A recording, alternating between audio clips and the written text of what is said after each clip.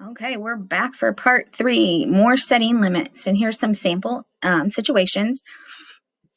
Remember, we are always working for a positive choice in a start behavior. And usually if a kid is someone who is needing limits set, they should be a kid who you already kind of have an informal plan worked out, or maybe they have scheduled free times or breaks of some sort or special incentives. So here we go. Do classwork. Okay, the kid is refusing to do the classwork. You could say, if you don't finish your work, you won't have any free time. Well, this is going to make the kid angry. Or you could say, after your work is done, you'll have 5 minutes of free time. If I was a kid, I'd be like, oh, well, I want the 5 minutes of free time. I don't want to be triggered by you telling me I'm not going to have it. Okay, we have a phone out and you want it away. If you don't put your phone away, you'll go to the office. I have a problem with this for a few reasons. First of all, putting the phone away, I don't think the next step would be going to the office. There has to be a step, or probably at least 2 steps, between putting the phone away and going to the office. The positive one is, would you like to put your phone away or go to the office? I would say in our Garden City situations, we would say, would you like to put your phone away, or would you like me to keep it in my desk for the rest of the day and have your mom come pick it up? You want the yelling to stop. If you don't stop yelling, you'll have to leave. Well, first of all, they're not going to leave if they're yelling, and you're just making them more angry here. You could say, when you stop yelling, we can find a solution to what is bothering you. I do like this one. There are some other positive things you could do because you're trying to. The reason I'm not 100% on this one is because it's a stop behavior, and I would like a start behavior here instead. Like, when you start talking in a calm voice, we can talk about what is bothering you. That would be my preference. The CPI is a really good resource, so I would suggest it's free for you for all their resources, but training does cost money, but it's a good one to check out. So a limit setting script might be handy for those students who are what we call the high flyers, So you always say the name and the start behavior. You tell the stop behavior is not good and you have to give a reason. Okay. Again, you say the start behavior, but this time you're going to pair it with a reinforcer of something. It could be a phone call home, 5 minutes doing something.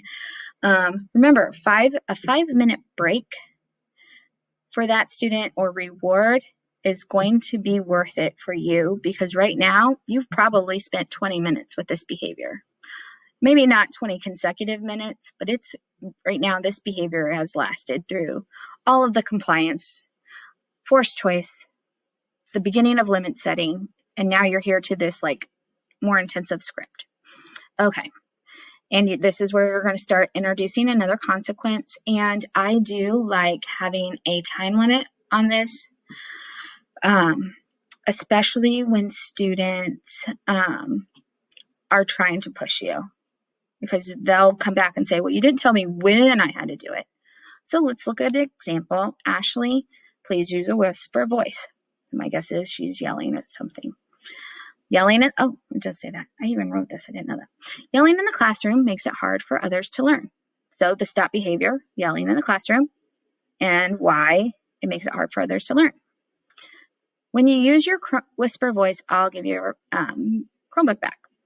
If you don't start using a whisper voice, then you'll not have the Chromebook for the remainder of the day. You have 2 minutes to start using a whisper voice. And please set a timer, please, because they're watching you. At this point, they are like are you want to go for this? You really want to do this. So this is the make it or break it moment. Set that timer, and at 2 minutes, if they haven't stopped, then that is when you just say, I'm sorry, you chose not to use a whisper voice. You've lost the Chromebook for the remainder of the day. And that's it.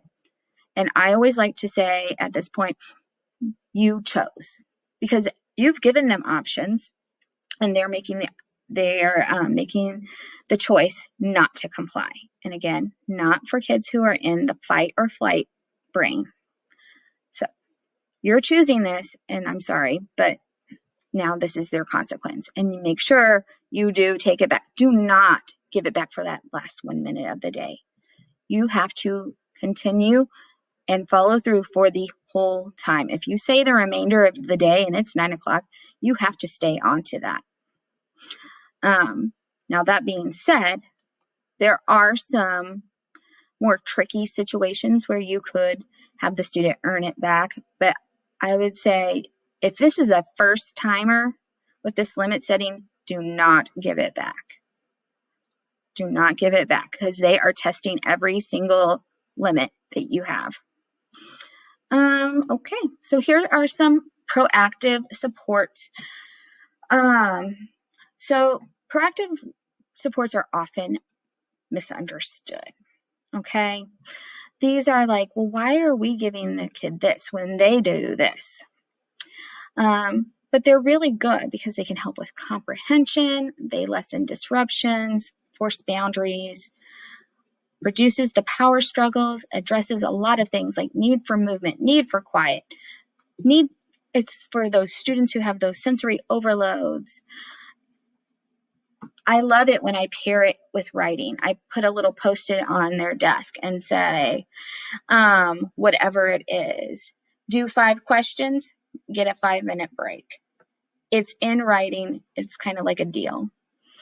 For more struggling learners, always pair those with pictures, and which is also, all of these proactive supports are really good for kids with trauma who are English language learners or have disabilities of any sort.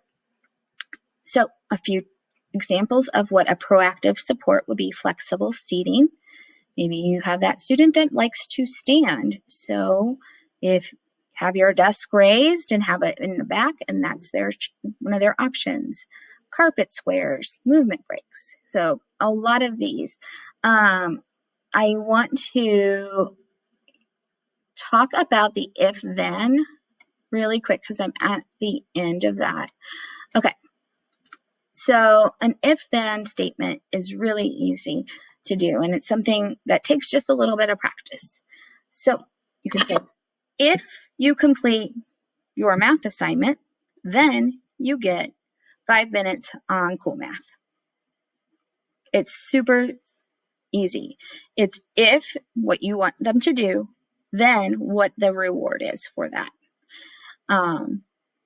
And make it so it's very short and sweet. Do not say, if you do all your work for the day, then I'll write you a good note home. That's too big, too broad. Choice boards are something that's going to be a whole nother topic. And so I'm working for cards. But anywho, I think this is really some good information. And of course, it takes practice. Don't take things personal. Stay calm. And just remember, these kids need you to be calm. They need you to be consistent. And if you have any further questions or need any extra supports, just seek me out in the building. Thank you.